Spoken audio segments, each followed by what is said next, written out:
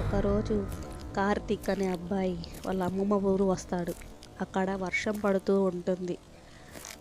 ఎట్లాంటి మార్పు లేని ఆ ఊరిలో బురద మట్టలు, కాళ్ళు పుచ్చుకుపోయే విధంగా ఉన్నాయి.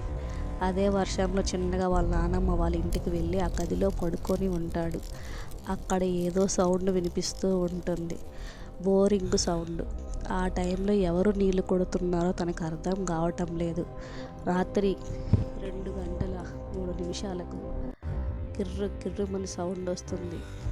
పడుకున్నా కానీ వినిపిస్తూనే ఉంటుంది. వెంటనే నిద్రలో ఉలిక్కిపడి లేచి కార్తీక్ ఏంటి అని చూడాలని ఆశపడుతుంటాడు. భయంగా ఉంటుంది తనకి. చిన్నగా లెగిసి వాళ్ళ అమ్మమ్మ రూమ్ దగ్గరికి వెళ్ళి వాళ్ళ అమ్మమ్మని అడుగుతాడు, నీకు ఎన్నోసార్లు చెప్పాను ఆ గదిలో పడుకోవద్దు అని, నువ్వు విన్నావా? వినలేదు. ఇప్పుడు చూడు ఏమవుతుందో అని చెప్పి భయంగా అరుస్తూ ఉంటుంది. అంతే, కార్తీక్కి మాటలు రావు. అసలు ఇప్పుడు ఏమైంది అని అనుకొని చిన్నగా కిటికీ దగ్గరికి వెళ్ళి చూడడానికి ప్రయత్నం చేస్తాడు.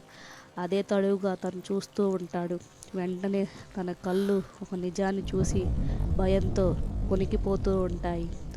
అక్కడ బోరింగ్ ఉంటుంది. బోరింగ్ దాని అంతటా అదే కొట్టుకుంటూ ఉంటుంది.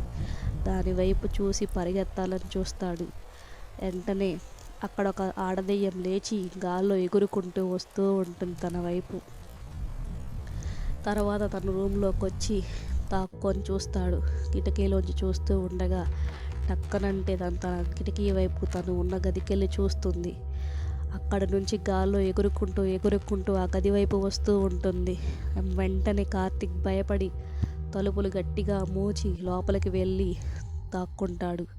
భయంతో ఉండగా ఎవరో వచ్చి తలుపు తట్టిన శబ్దం, బోరింగ్ కొడుతున్న సౌండ్ తన ఇంటి ముందే వినిపిస్తూ ఉంటుంది. అంతే, ఇంకా కార్తీక్ భయంతో తలుపులు గట్టిగా మూసి పడుకుంటాడు.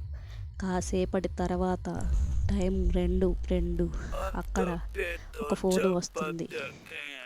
బోరింగ్ కొడుతుంటే వచ్చేసావు, నాకు దాహంగా ఉంది, వచ్చి నీళ్లు ఇవ్వు అని అడిగేసరికి కార్తీక్ భయంతో టక్కున ఫోన్ పెట్టేస్తాడు.